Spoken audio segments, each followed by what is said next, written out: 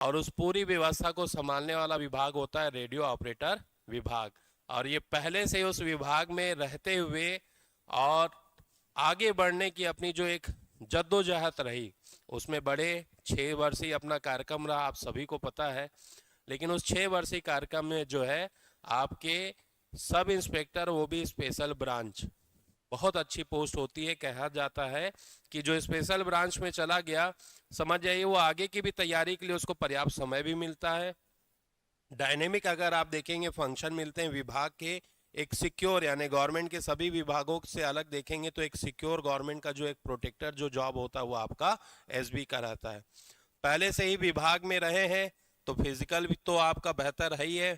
मेरे ख्याल से फिजिक देखने से ही समझ में आ जाता है, जो एथलीट का एक रहना चाहिए ना छहरा जो शरीर, वैसे ही इनका वो है। और रिटर्न भी अपने कि 6 महीने के बाद होने वाला, 4 महीने के बाद होने वाला, ऐसी परीक्षा के बीच में भी जो है आपके बेहतर रिटर्न में नंबर लाए हैं। तो अब मैं चाहूंगा कि अपना खुद परिचय दे और अपनी जर्नी के बारे में पूरे आपको बताया। मेरा नाम सुरेंद्र खैरवार है और मैं अभी सब इंस्पेक्टर स्पेशल ब्रांच के पद पर चयनित हुआ हूँ और मूल निवासी मेरा कोरबा जिला रहा है और अभी पदस्थ मैं नारायणपुर बस्तर में हूँ।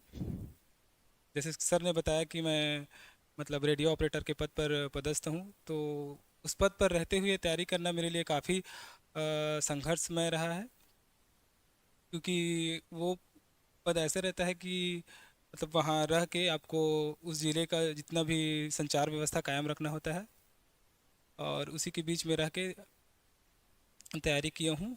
और मैं ऑनलाइन क्लासेस से जुड़ा था सर से, तो ऑनलाइन पढ़ाई कर पाता था, क्योंकि अब ज़्यादा समय तो मिलता नहीं था मुझे, इसलिए ऑनलाइन टेस्ट सीरीज और ऑनलाइन क्लास भी करता था। तो ऐसे करते करते और हम लोग का समय ऐसा रहा है कि हम लोग का मतलब पहले से कुछ चीज़ डिसाइड नहीं रहता था कि कब प्री होगा, कब, आप लोग भी जान रहे हो शायद, कब प्री होगा कब मेंस होगा, मतलब हम लोग के लिए अनप्रिडिक्टेबल था कि कब क्या होगा करके। तो उस हिसाब से हम लोग को छुट्टी भी कम मिलता था, तो उस हिसाब से हम लोग को मैनेज भी करना पड़ता था। तो सर मैं कम से कम ना 1.5 साल से घर नहीं गया था, क्योंकि सर उसमें छुट्टी भी एकदम लिमिटेड मिलता था और उस छुट्टी को मैं अपने पढ़ाई में यूटिलाइज़ करता था। जो भी 15 दिन का स्पेशल है या फिर 1 महीना का ये है या फिर जो भी 5 दिन का 6 दिन का छुट्टी होता था, साप्ताहिक छुट्टी भी होता था, उसमें ना मैं घर नहीं जाता था। या तो मैं बिलासपुर आ जाता था अपने दोस्तों के पास, या तो फिर रायपुर चले जाता था। ऐसे करके ना यूटिलाइज़ करता था। ऐसे कर करके मैं आगे बढ़ा हूँ और यहाँ तक पहुँच पाया हूँ। प्रीलिम के लिए ज़्यादा से ज़्यादा मैं टेस्ट सीरीज़ दिया सर, एकदम ज़्यादा से मतलब बहुत ज़्यादा टेस्ट, जिसका मैं बोल ही नहीं सकता उसको। और टेस्ट सीरीज़ दिया सर और उसमें टॉप भी करता था। सर मेंस के लिए मेरे लिए चैलेंजिंग तो ये मतलब पेपर 2 मैथ्स रीजनिंग रहा है, क्योंकि सर लैंग्वेज तो मेरे लिए मतलब ठीक ही था, क्योंकि वो कर लेता था, क्योंकि सम परीक्षा के समय पढ़ा था, बहुत ज़्यादा पढ़ा था, तो वो काम आया लैंग्वेज के लिए। और जीएस के लिए तो सर उसके लिए ज़्यादा नहीं रहा, क्योंकि वो डेली पढ़ता था मैं, करंट अफेयर और छत्तीसगढ़ जीएस को मैं डेली पढ़ता था। और चैलेंजिंग रहा मैथ्स रीजनिंग के लिए, क्योंकि मैथ्स रीजनिंग के लिए बिना कॉपी बिना पेन के आप कुछ कर ही नहीं सकते, और मेरे पास उतना टाइम ही नहीं रहता था। 1 घंटे 2 घंटे का टाइम मिलता था, उसमें भी अपना जॉब ऐसा है कि कभी भी कॉल करके बुला लेते थे कि आपको यहाँ जाना है, यहाँ काम है करके। तो फिर वो कंसिस्टेंसी बन ही नहीं पाता था, जिससे मैं चिड़चिड़ा जाता था। और समय भी ऐसे था कि कुछ हो मेरे मेरे हाथ में भी नहीं था। तो फिर वैसे कर करके ना मैथ्स रीजनिंग ज़्यादा चैलेंजिंग रहा, जिसको किया सर फिर उसको कैसे भी करके।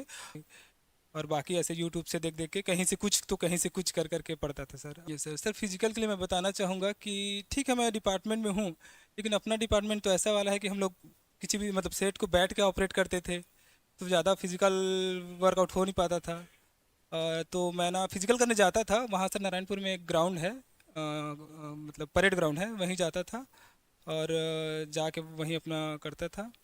तो इसके लिए फिजिकल के लिए ज़्यादा तो मुझे मतलब दिक्कत नहीं हुआ। में हाई हाई जंप में एक विशेष जंप रिस्ट्रिक्ट कर दिए, जो यस सर। अधिकांश बच्चे लोग उस जंप को करते टाइगर हैं, जंप। उसके बारे में बताओ। हाँ ये ना मतलब कुछ भी एग्ज़ाम के मतलब 1 सप्ताह पहले ये हमको बता देना कि मतलब ये वाला जो टाइगर जंप था वो नहीं होना, तो मतलब सभी के सभी ना शौक हो गए थे। टाइगर जंप ये होता है कि आपको डायरेक्ट जाके ऐसे कूदना था, हाँ सीधा सीधा जाके कूदना था। तो ये मतलब कुछ कुछ रूल्स था कि ऐसा नहीं होना चाहिए। ऐसा था कि एक पैर आप पहले उछालो, उसके बाद दोनों पैर करो, और उसमें क्या था कि दोनों पैर ऐसे जंपिंग होता था और सब के सब उसी का तैयारी किए थे। तो इसलिए से मतलब थोड़ा सा स्टूडेंट में नाराज़गी थी। और मतलब स्वाभाविक बात है, क्योंकि एग्ज़ाम के 1 सप्ताह 2 सप्ताह पहले आप ऐसे चेंज करोगे तो दिक्कत तो होगा ही ना। तो वही मैं बताना चाहता हूँ, हम लोग के मतलब इस समय का जो सब इंस्पेक्टर एग्ज़ाम था उसमें बहुत चैलेंजिंग हुआ।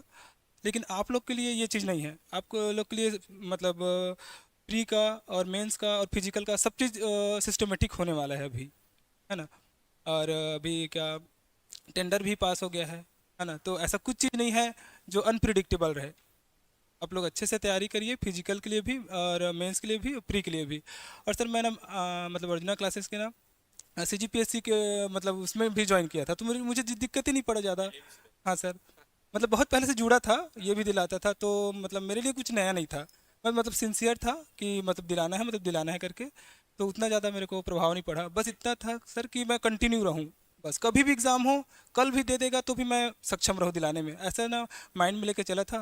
तो फिर सर इंटरव्यू भी काफ़ी अच्छा रहा। सर क्वेश्चन ना बहुत लगातार पूछते गए, बहुत सारे क्वेश्चन थे जिसमें से मतलब संविधान के मतलब अधिकारों के बारे में पूछे, संविधान की विशेषता के बारे में पूछे। और उस समय शायद तक महिला पर्यवेक्षक का पेपर भी होने वाले थे। और अपना डिपार्ट ऐसा है कि मतलब महिला से संबंधित अपराध भी पूछे थे मेरे से, और अपने डिपार्ट के बारे से पूछे थे कि मैं रेडियो डिपार्ट का हूँ, तो फ्रीक्वेंसी बैंड क्या होता है, फ्रीक्वेंसी क्या होता है ना, कैसे फ्रीक्वेंसी, हाँ, मॉड्यूलेशन डिमॉड्यूलेशन, सिग्नल कैसे वर्क करता है, ये सब पूछे। और सबसे पहले तो मैं मैसेज यही देना चाहूँगा कि आप कंटिन्यूटी, कंसिस्टेंसी और कॉन्फिडेंस, ये तीनों चीज़ बरकरार रखिएगा। तीनों में से एक भी चीज़ हुआ तो फिर दिक्कत है, क्योंकि ये पूरा जॉब ना मेंटली और फिजिकली है। आप मेंटली हो के भी कुछ नहीं कर पाएंगे अगर आप फिजिकली फिट नहीं है तो।